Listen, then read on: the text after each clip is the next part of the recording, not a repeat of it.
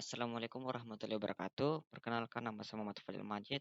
Saya dari Universitas Negeri Makassar, jurusan Teknik Informatika dan Komputer. Pada kesempatan ini saya akan mempresentasikan hasil tugas saya dengan materi pengantar jaringan komputer. Untuk mempersingkat waktu, saya akan langsung ke materi. Oke, jaringan komputer. Jaringan komputer adalah dua atau lebih perangkat komputer yang saling terhubung satu sama lain untuk melakukan pertukaran data atau informasi. Tujuan utama dari dibangunnya jaringan komputer itu sendiri adalah melakukan pertukaran data atau informasi atau memberikan layanan. Pihak yang meminta atau request layanan biasa disebut dengan klien dan yang melayani tersebut adalah server. Jenis jaringan ini biasa disebut client server. Ini adalah salah satu dari beberapa jenis jaringan komputer. Jenis-jenis jaringan komputer. Jenis jaringan berdasarkan jangkauannya. Yang pertama yaitu LAN atau Local Area Network.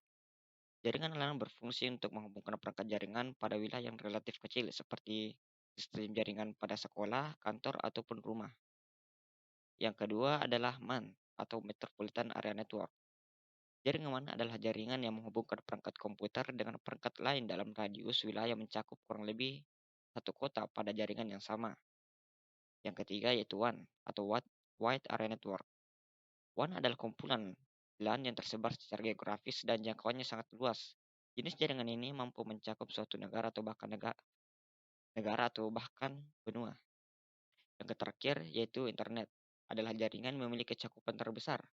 Ruang lingkupnya mencakup hampir seluruh dunia. Jenis-jenis jaringan berdasarkan fungsi dan media. Yang pertama, jenis jaringan berdasarkan fungsinya. Terdapat dua, yaitu yang pertama client server. Jaringan ini terdiri dari komputer server dan komputer klien. Komputer server bertindak sebagai penyedia daya atau data, dan komputer klien akan menggunakan sumber daya tersebut. Yang kedua yaitu peer-to-peer. Pada jaringan ini, komputer masing-masing memiliki kedudukan yang sama. Dengan kata lain, komputer server dapat menjadi komputer klien, begitu juga dengan sebaliknya. Dan yang kedua itu jenis-jenis jaringan berdasarkan media transmisi data. Yang pertama yaitu jaringan komputer berkabel atau wired network. Jenis jaringan ini menggunakan kabel sebagai media transmisi data. Dan yang kedua yaitu jaringan komputer nirkabel atau wireless network. Jenis jaringan ini menggunakan gelombang elektromagnetik sebagai media transmisi data. Oke, selanjutnya, itu jenis jaringan berdasarkan topologi dan distribusi sumber data. Untuk jenis jaringan berdasarkan topologi jaringan terdapat tiga, itu topologi BOS, adalah topologi jaringan yang menggunakan kabel tunggal sebagai media untuk transfer data informasi. Yang kedua yaitu topologi star, bintang adalah metode untuk menghubungkan dua atau lebih komputer dengan berbentuk bintang yang mana komputer akan terhubung ke sebuah hub atau switch di tengahnya. Yang ketiga adalah topologi reading, adalah metode untuk menghubungkan dua atau lebih komputer yang dimana rangkaiannya membentuk titik-titik yang masing-masing titik terhubung dengan dua titik lainnya dalam satu jaringan. Dan untuk jenis jaringan komputer berdasarkan distribusi sumber data. Terdapat dua yaitu jaringan terpusat dan terdistribusi.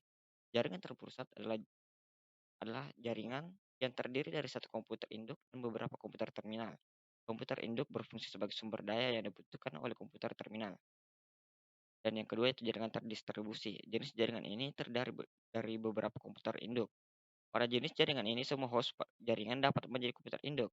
Jadi pada dasarnya pendistribusian data tidak hanya dapat dilakukan oleh komputer induk saja, satu komputer induk saja. Sejarah komputer dan jaringan. Yang pertama adalah sejarah komputer. Komputer generasi pertama. Dengan pecahnya Perang Dunia Kedua, negara-negara yang terlibat dalam perang berlomba-lomba mengembangkan komputer untuk mengeksploitasi potensi yang dimiliki komputer. Dan di tahun 1943, Inggris berhasil menyelesaikan komputer pemecah kode rahasia yang dinamakan komputer Colossus untuk memecahkan kode rahasia yang digunakan Jerman Nazi. Di sisi lain, usaha yang dilakukan Amerika Serikat untuk menghasilkan kemajuan lain. Howard Aiken, seorang insinyur Harvard yang bekerja dengan IBM dan berhasil memproduksi kalkulator elektronik untuk Angkatan Laut Amerika. Di masa yang sama juga terjadi perkembangan komputer lain, itu adalah Electronic Numerical Integrator and Computer. atau biasa disingkat dengan ENIAC, yang terdiri dari 18.000 tabung vakum, 70.000 resistor, dan 5 juta titik solder. Komputer ini memiliki mesin yang sangat besar dan mengonsumsi daya sebesar 160 kW. Di tahun 1945, Neumann berhasil mendesain Electronic Discrete Variable Automatic Computer atau biasa disingkat EDVAC. Dengan sebuah memori untuk menampung baik program atau data, unit proses sentral adalah kunci utama dari arsitektur von Neumann yang memungkinkan seluruh fungsi komputer untuk dikoordinasikan melalui satu core tunggal. Tahun 1951, UNIVAC atau Universal Automatic Computer One yang dibuat oleh Remington Rand menjadi komputer komersial pertama yang memanfaatkan model arsitektur von Neumann tersebut. Lanjut ke generasi kedua. Penemuan transistor di tahun 1948 sangat mempengaruhi perkembangan komputer. Transistor menggantikan fungsi tabung di vakum televisi, radio, dan komputer, menyebabkan ukuran-ukuran mesin berkurang drastis. Adapun penemuan lain adalah memori intermagnetik yang membantu pengembangan komputer generasi kedua menjadi lebih kecil, cepat, hemat, dan dapat diandalkan dari mesin sebelumnya. Perusahaan yang pertama kali berhasil menerapkan mesin adalah IBM dengan membuat superkomputer bernama Stratege, dan Sprint membuat komputer bernama Large.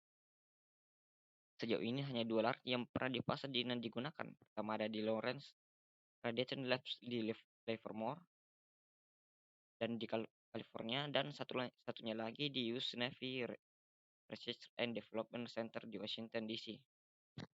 Komputer generasi kedua menggantikan bahasa mesin dengan bahasa rakitan. Bahasa rakitan adalah bahasa yang menggunakan singkatan untuk menggantikan kode binar. Pada awal 1960-an, komputer generasi kedua menjadi populer. Kemunculan yang sukses pada berbagai bidang seperti bisnis, universitas, dan pemerintahan. Komputer generasi kedua adalah komputer yang punya menggunakan transistor. Program yang tersimpan di dalam komputer dan bahasa pemrograman yang ada di dalamnya memberikan fleksibilitas kepada komputer.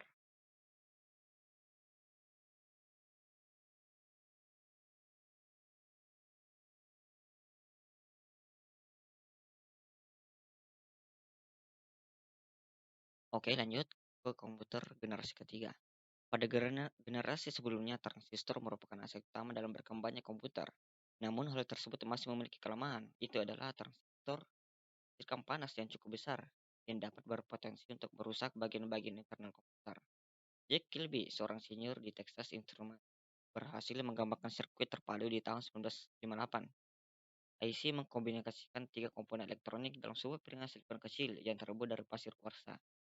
Pada ilmuwan kemudian berhasil memasukkan lebih banyak komponen ke dalam satu chip tunggal yang disebut semikonduktor. Komputer semakin kecil karena keberadaan chip tersebut. Adapun perkembangan komputer generasi ketiga adalah penggunaan sistem operasi yang memungkinkan mesin untuk menjalankan berbagai program yang berbeda secara serentak. Ke generasi keempat, di generasi ini tujuan pengembangannya jadi lebih jelas, yaitu mengecilkan ukuran sirkuit dan komponen-komponen elektrik. LSI atau Large Stack Integration dapat membuat ratusan komputer dalam sebuah chip. Di tahun 1980-an, Very Large Scale Integration atau VLSI membuat ribuan komponen dalam sebuah chip tunggal.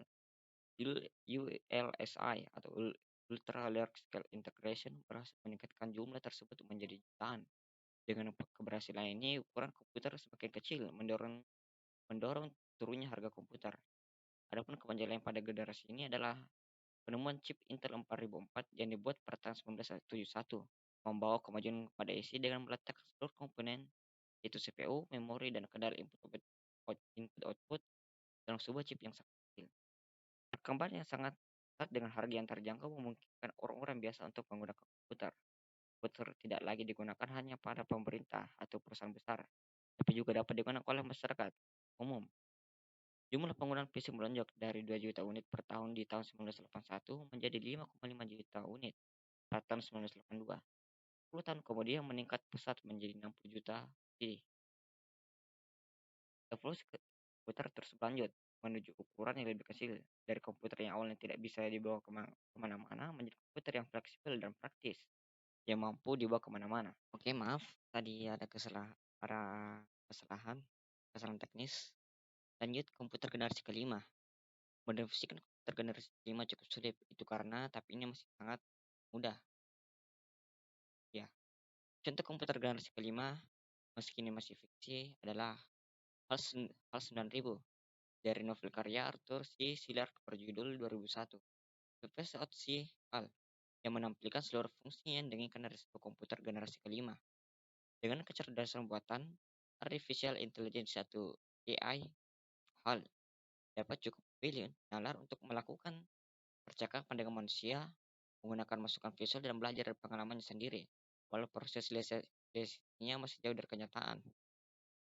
Banyak kemajuan di bidang desain komputer dan teknologi yang semakin memungkinkan komputer komputer generasi kelima. Dua kemajuan rekayasa yang terutama adalah kemampuan pemrosesan paralel yang akan menggantikan model Newman. Model Newman akan digantikan dengan sistem yang mampu mengkoordinasikan banyak suku untuk bekerja secara serempak. Kemajuan lain adalah teknologi superkonduktor yang memungkinkan aliran elektrik tanpa ada hambatan apapun dan nantinya dapat mempercepat kecepatan informasi.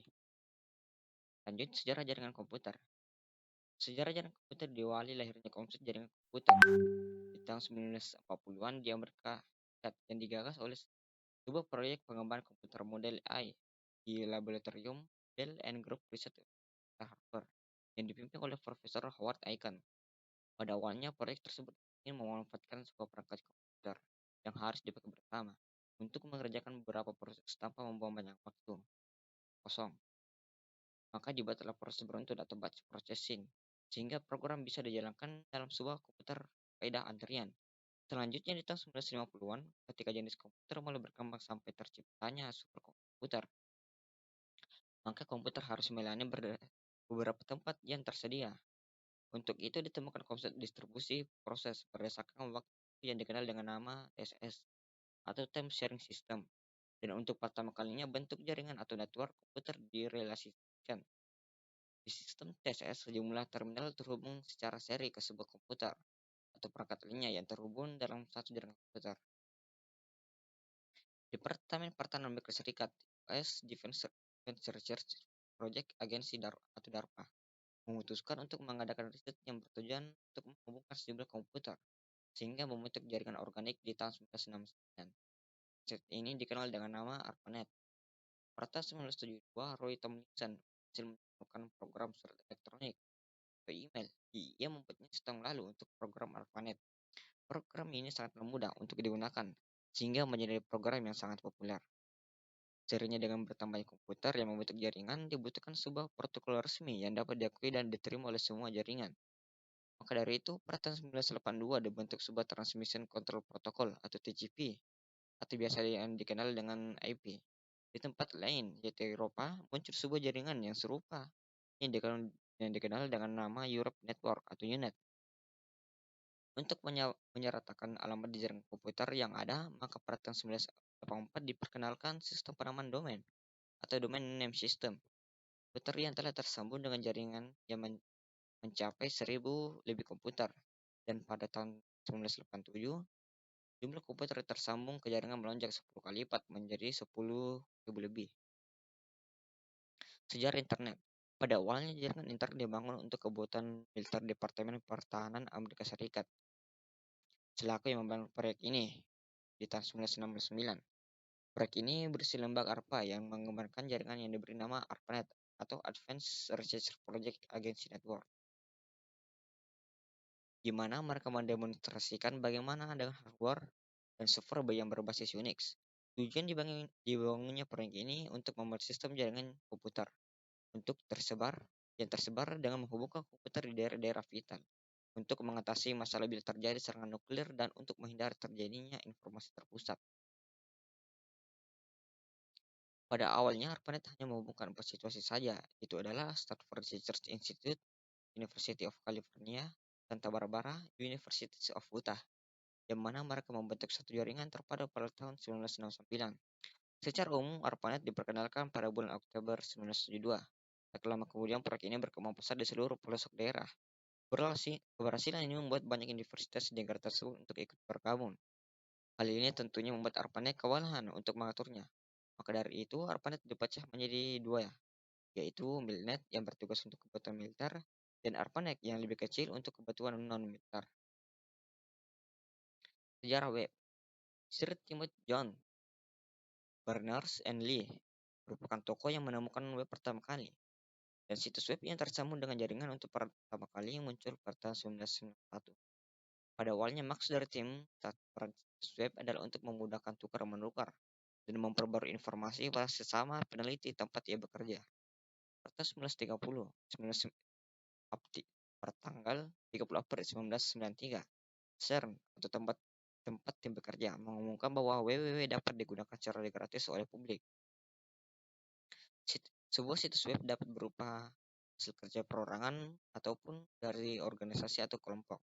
Pada umumnya pembahasan dalam situs web merujuk pada beberapa topik khusus atau kepentingan tertentu. Sebuah situs web juga dapat berisi peranala yang membuka ke situs web lain. Hal ini terkadang membuat perbedaan antar situs web yang dibuat individu atau situs web yang dibuat oleh organisasi bisnis menjadi tidak begitu jelas. Situs web biasanya ditempatkan pada server web. Server web pada umumnya telah dilengkapi dengan perangkat undang khusus untuk menangani pengaturan nama ranah serta menangani layanan protokol HTTP yang disebut server HTTP seperti Internet Information Service atau PC HTTP server. Lanjut, masalah sosial yang ditemukan dari internet. Yang pertama adalah serba instan. Dengan adanya jaringan komputer, hampir semua sektor kehidupan dapat dijalankan instan, mulai dari berbelanja, belajar, bekerja, dan sebagainya. Dengan kebiasaan seperti ini akan membuat kita selalu ingin melakukan yang instan. Yang kedua yaitu budaya sosmed. Sejak yang jejaring sosial seperti Facebook, Instagram, dan lain-lain, menyebabkan komunikasi lebih terfokus pada dunia maya. Komunikasi di kehidupan nyata semakin berkurang. Budaya sosmed ini melahirkan kebiasaan introvert baru. Yang ketiga adalah hilangnya rasa malu. Makin maraknya penggunaan sosmed membuat seseorang ingin menjadi pusat perhatian di dunia maya. Meski biarnya rasa malu, berkomentar buruk, menyalahkan orang lain, memaki-maki orang lain, dan banyak hal buruk lain. Dan yang terakhir, yaitu malas. Kehadiran internet membuat orang malas dalam beberapa hal, seperti malas keluar rumah, malas bertemu, malas belajar, atau menghafal. Hal ini tentunya dikarenakan internet telah menyediakan semuanya. Oke, sekian dari presentasi saya. Mohon maaf jika masih banyak kesalahan dalam membawakan presentasi ini. Wassalamualaikum warahmatullahi wabarakatuh.